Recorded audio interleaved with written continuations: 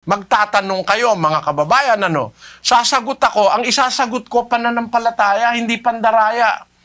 Alin yung pananampalatayang isasagot ko? Yung nasa Biblia, sabi ni Pablo nagsasalita ako dahil ako'y sumasampalataya. Subukan nyo.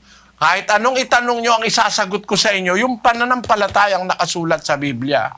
Umpisa na tayo, kapatid na Daniel. Opo, kapatid na Eli, at ready na at connected po ang Dubai. Nandun si kapatid na Arman Manabat. Go ahead, Dubai. Opo, kapatid na Daniel, salamat po sa Diyos. Ang magtatanong po dito ay si Arthur Escanio Orea, 37 years old, miyembro po ng Assembly of God. Ito po ang kanyang katanungan, kapatid na Daniel. Magandang oras po, Brother Eli. Di mo ba masama ang papalit-palit ng reliyon? Alam mo, kapatid, kailanman hindi masama na magpalit ka ng relihiyon kung ang papalitan mong relihiyon mali papunta sa tama. Hindi masama mag-improve papunta sa tama Si Pablo nagpalit ng relihiyon Pakinggan mo sa 1:13 ng Galacia. Sapagkat inyong nabalitaan ang aking pamumuhay ng nakaraang panahon sa relihiyon ng mga Hudyo, kung paanong aking inuusig na malabis at nilipol ang iglesia ng Diyos. At ako'y nangunguna sa relihiyon ng mga Hudyo nang higit kaysa marami sa aking mga kasinggulang sa aking mga kababayan. Palibhasa'y totoong masikap ako sa mga salit-saling sabi ng aking mga magulang. Ngunit nang magalingin ng Diyos na siyang sa akin ay nagbukod, buhat pa sa tiyan ng aking ina, at ako'y tawagin sa pamamagitan ng kanyang biyaya na ihayag ang kanyang anak sa akin upang siya'y aking ipangaral sa gitna ng mga hintil, pagkarakay hindi ako sumangguni sa laman at sa dugo. Ito, nagsasalita si Pablo nung nakaraan niyang relihiyon. Nabalitaan niyo kung ano ang aking relihiyon nung araw, na sa relihiyon ng mga Hudyo, kung ano aking ginagawa noon. Inuusig niya ang iglesia ng Diyos. Yung iglesyang itinatag ng unang siglo, inuusig niya, pinapapatay niya yung mga miyembro sa iglesia. Pati lalaki, pati babae, wala siyang kaawa-awa dahil nasa relihiyon siya ng mga Hudyo noon. Ngayon, pero dumating yung panahon, tinawag siya ng Panginoong Hesus. Sabi ng Panginoong Hesus sa kanya, Saulo, Saulo, bakit mo ko pinag-uusig? Sabi niya. Nagpakita sa kanya ang Panginoong Hesus sa isang tanghaling tapat. At nabulag pa nga siya ng 3 araw. Mula noon, nagbago siya. Tinawag siya ngayon sa iglesia ng Diyos. Naging isa siyang apostol, si Pablo. Kaya siya nagpalit ng relihiyon. From the religion of the Jews, naging kaanib siya sa iglesia ng Diyos, naging apostol siya. Basahin natin ang 1:1 hanggang 2 ng unang Korinto, kapatid na Daniel.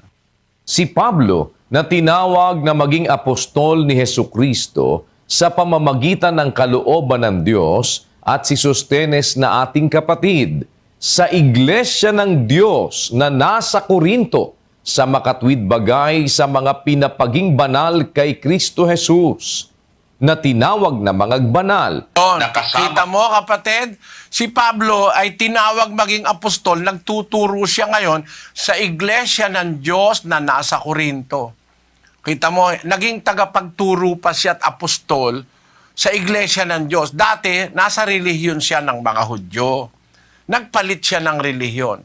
Tayo, kung halimbawa, nakita mo, relihiyon mo mali, no? Ang masasabi ko sa'yo, kung ikaw ay lilipat sa mali, masama. Pero kung halimbawa nasa mali ka, pupunta ka sa tama, walang masama ron. Kasi utos ng Diyos yun Sa 17, 18 ng Roma. Pakinggan mo. Ngayon ipinamamanhik ko sa inyo, mga kapatid, na tandaan ninyo yaong mga pinanggagalingan ng pagkakabahabahagi at ng mga katitisuran, laban sa mga aral na inyong nangapag-aralan, at kayo'y magsilayo sa kanila. Sapagkat ang mga gayon ay hindi nagsisipaglingkod sa Kristong Panginoon, kundi sa kanilang sariling tiyan, at sa pamamagitan ng kanilang mabuting pananalita at maiinam na mga talumpati ay dinadaya ang mga puso ng mga walang malay. Yung mga mandaraya, ang sabi ni Pablo sa mga Kristiyano, magsialis kayo sa kanila, magsilayo kayo sa kanila. Di aalis ka dun sa mali, kasi kung mali, dun ka pa rin. Fanatismo na yon, fanaticism na yon. Sa Ingles, fanaticism. Pero ang sabi sa Biblia, pinamamani ko sa inyo mga kapatid, tandaan nyo yung pinanggagalingan ng mga pagkakabahabahagi, katitisuran, laban sa aral na inyong napag-aralan at magsilayo kayo sa kanila sapagkat ang mga gayon na hindi naglilingkod sa Kristong Panginoon kundi sa kanilang sariling tiyan. Merong mga ministro, may mga relihiyon, pantiyan lang, iglesyang kanin. Para makakain lang kaya nagre-relihiyon. Pagka ganun ang motibo mo sa pagre-relihiyon, para makinabang ka, walang kwenta yon, hindi noble yon, hindi masasabing yun dignified o may dignity doon na magre-relihiyon ka dahil makikinabang ka. Ang relihiyon kasi, sakripisyo. Sakripisyo ng ministro, sakripisyo ng miyembro para sumunod kay Kristo. Yun ang tunay na diwa ng relihiyon sa Biblia. Pero pag magre-relihiyon ka dahil makikinabang ka, mapapapunta ka sa mga mandaraya. Pagka ganun, dapat lumayas ka ron, sabi ng Biblia. Hindi masamang umalis ka sa mali. Basahin natin ang 2 Korinto 6:17. Kaya nga, magsialis kayo sa kanila at magsihiwalay kayo, sabi ng Panginoon. At huwag kayong magsihipo ng mga bagay na marumi at kayo'y aking tatanggapin. Umalis kayo sa kanila, sabi ng Diyos. Magsihiwalay kayo. Huwag kayong humipo sa kanilang mga bagay na marumi at kayo'y aking tatanggapin. Para matanggap natin ang tunay na Diyos, umalis tayo sa mali. Hindi kailanman masamang umalis sa relihiyong mali, mga kapatid. Yung sinasabi sa Katoliko, ay ako dito na ako nagising kung saan ako nagising, dito na lang ako. Mali yun. Mali yun. Lagay mo kahit saang spiritual, literal, incidental. Mali yun Halimbawa, incidental. Nagising ka. Nasusunog ang bahay mo. Paninindiganan mo ba? Dito ako nagising Di, malitsyon ka sa loob. Di ba? Yun namang material. Nagising ka. Meron kang muta, ang laki-laki. Dito ako nagising. Biya mo yung muta dyan. Huwag ka nang magmumog. Nagising ka, may mutat, may panis na laway. Mali yun. Spiritual, ganun din. Kung talagang nagising ka, mali naman pala yung kinalalagyan mo relihiyon. Lumayas ka kapatid kung gusto mong maging dapat. Tayo ba ay nagbubulag-bulagan o tayo ba ay nagbibingi-bingihan para huwag tayong magsuri ng relihiyon? Suriin na natin ngayon kung mali talaga ang relihiyon natin. Miski ang mga kaanib sa relihiyong ito, ang mga kaanib sa dating daan, sinasabihan ko kayo, suriin nyo kung nasa tama na ba kayo talaga, sigurado na ba kayo? Kung mali pa, umalis ka, maghanap ka pa ng mas tama. At kung gusto nating maligtas at naniniwala tayong meron Diyos na pananagutan tayo, magsikilos tayo, magsigising tayo. Dahil ang sabi ng Biblia, ang siyang pumaparito'y hindi magluluwat. He that cometh will not tarry.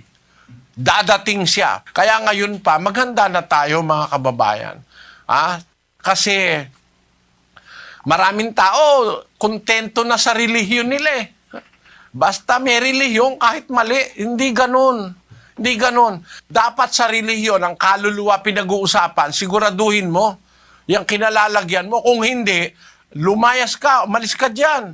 Hindi masama yun, kapatid. Doon sa tinatanong mo, nasa doktrina ka ngayon, nakikinig ka. Kung sakaling mamatay ka, may kaligtasan ka ba? Alam mo, kapatid, ang pananalig ko, wala akong alam na dinudoktrinahan namatay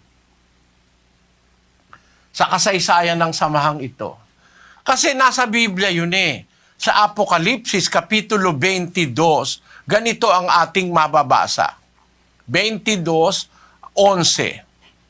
Ang liko ay bayaang magpakaliko pa, at ang marumi ay bayaang magpakarumi pa, at ang matuwid ay bayaang magpakatuwid pa, at ang banal ay bayaang magpakabanal pa. Narito, ako'y madaling pumaparito at ang aking gantimpala ay nasa akin upang bigyan ng kagantihan ang bawat isa ayon sa kaniyang gawa. Ang liko, bayaang magpakaliko. Ang banal, bayaang magpakabanal. Bibigyan ka ng Diyos ng panahon para magpakabanal, kapatid. Huwag mong isiping mamamatay ka. Ngayon, kung sakali namatay ka, meron kasing ganun eh. Meron kaming dinoktrinahang matanda, no? 97 anyos na yata. Kaya lang nung babautismuhan na, hindi na nabautismuhan kasi namatay na. Bago pa siya ilubog sa tubig, namatay na. Eh sabi ko, okay yun. Bakit? Eh kasi nakahanda naman siya talagang tanggapin eh. Kaya lang, hulot na lang katandaan, ano? Siguro, 97 anyos na eh. Eh pinagpahinga na ng Diyos. Ganon. Ang Diyos naman ay hustisya eh. Alam niya kung tinatanggap mo, kung hindi eh.